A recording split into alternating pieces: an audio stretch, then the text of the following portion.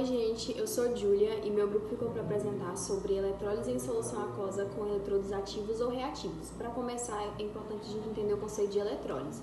Eletrólise é uma reação química não espontânea, que envolve uma reação de oxirredução, a qual é provocada por uma corrente elétrica. Primeiro é importante entender o que é oxirredução. Oxirredução é conhecida também como oxirredução, e é um tipo de reação química que envolve a transferência de elétrons entre as espécies envolvidas. A espécie que perde elétrons é oxidada e a espécie que ganha elétrons é reduzida. Bom, para a eletrólise acontecer, a corrente elétrica deve ser sempre contínua, não deve ocorrer interrupções e tem que ter uma voltagem suficiente, não deve ser uma voltagem suficiente porque aí vai impossibilitar que aconteça essa eletrólise. Então, para que os íons envolvidos tenham liberdade de movimento que realizam, a eletrólise deve ocorrer por fusão, eletrólise ígnea, ou por dissolução, que é chamada a eletrólise em solução. Na eletrólise, ocorre uma corrente elétrica que é aplicada por um sistema contendo uma solução eletrolítica ou um composto fundido. Isso é provocado pela oxidação dos íons positivos, que a gente chama de cátions, ou o anodo, e a redução dos íons negativos, que são os ânions, no cátodo.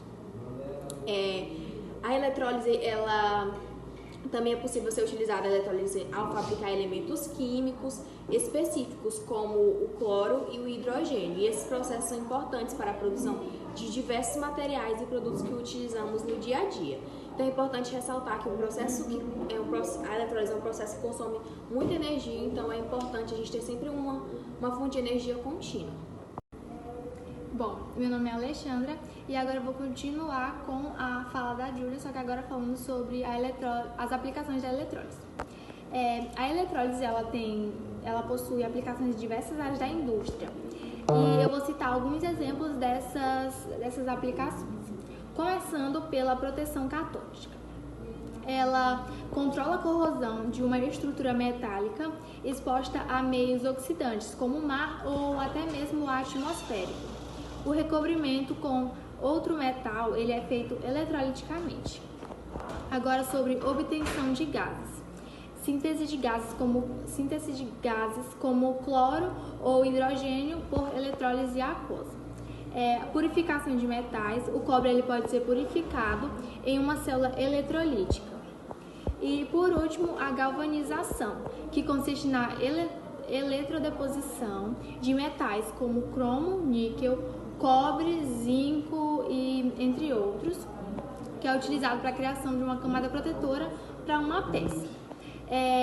São técnicas muito úteis nas indústrias, principalmente na de metais, sendo a camada protetora oferecida pela deposição eletroquímica. Sem a camada protetora oferecida pela deposição eletroquímica, os objetos eles se degradariam muito rapidamente.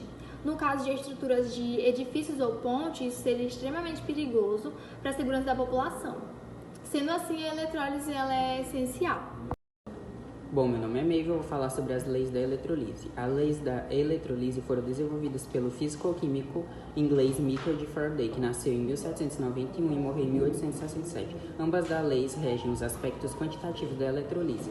A sua primeira lei dizia o seguinte: a massa de uma substância formada ou transformada por uma eletrolise é diretamente proporcional à quantidade de carga elétrica que atravessa o sistema de um eletrodo a outro. A primeira lei, que a fórmula é Q igual a I vezes T, onde Q é a carga elétrica C, I é a intensidade da corrente elétrica A e T é o intervalo. Isso significa que se a carga elétrica do sistema for dobrada, a massa da substância irá dobrar também. Do contrário, se a carga elétrica do sistema for diminuída pela metade, a massa da substância produzida também será a metade, e assim por diante. A carga elétrica é simbolizada pela letra Q, que pode ser calculada pela multiplicação da intensidade de corrente elétrica aplicada, I, pelo tempo T. Bom, eu vou dar continuidade à segunda lei da eletrolise, que tem o seguinte enunciado: as massas de vários elementos, quando depositadas durante a eletrolise pela mesma quantidade de eletricidade, são diretamente proporcionais aos respectivos equivalentes químicos, que a fórmula é M igual a K vezes zero. onde m é a massa da substância, que é a constante da proporcionalidade e é equivalente a grama da substância. A segunda lei de Faraday permite determinar a quantidade da matéria mol dos elétrons que participa da eletrolise e a massa da substância que foi formada ou transformada durante esse processo.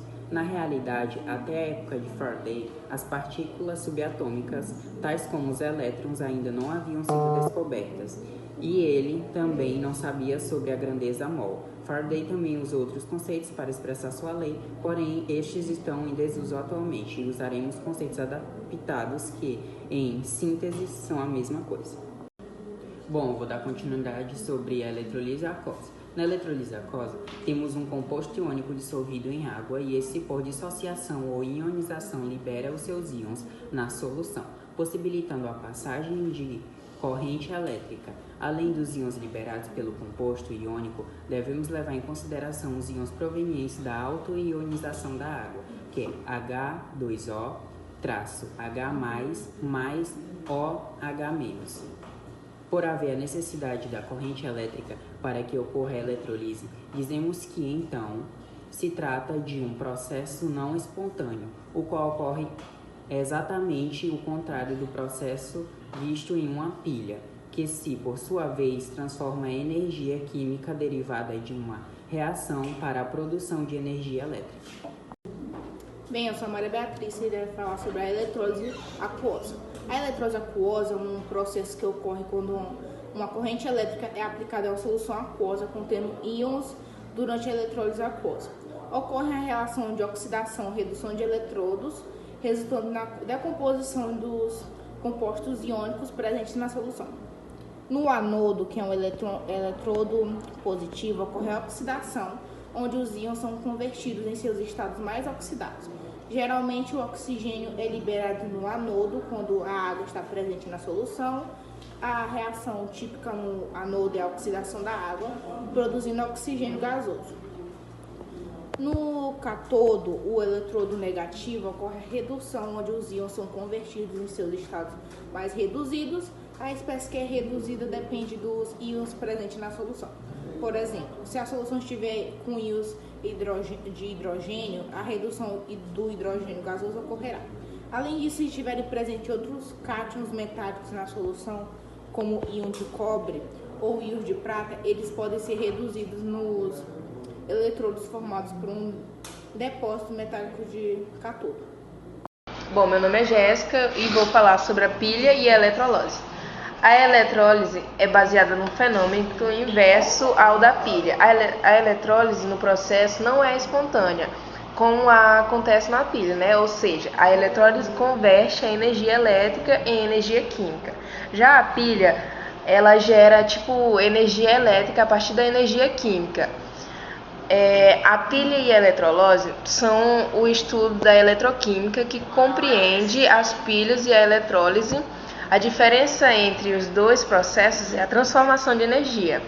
A pilha converte a energia química em energia elétrica, de modo espontâneo. A eletrólise converte a energia elétrica em energia química, de modo não espontâneo. As pilhas, as pilhas elas também são chamadas de células eletroquímicas. E o sistema onde ocorre a reação de oxirredução, ela é composta por dois elétrons e um elétron, que em conjunto produzem energia elétrica. Se conectarmos duas ou mais pilhas, forma-se uma bateria. O elétrodo é a superfície sólida condutora que possibilita a troca de elétrons. O elétron no qual ocorre a oxidação é chamado de ánodo, que representa o polo negativo da pilha. O elétron no qual ocorre a redução é cátodo, o polo positivo da pilha. Os elétrons são liberados no ánodo, que seguem por um fio condutor até o condutor, onde ocorre a redução. Assim, o fluxo de elétrons segue de ánodo para cátodo. A eletrólise. A eletrólise é a reação de oxirredução que ocorre no modo não espontâneo provocada pela passagem de corrente elétrica vinda de fonte externa. A eletrólise pode ser ígnea ou aquosa. A eletrólise ígnea é aquela que se processa a partir de um elétron fundido, ou seja, pelo qual o processo de fusão.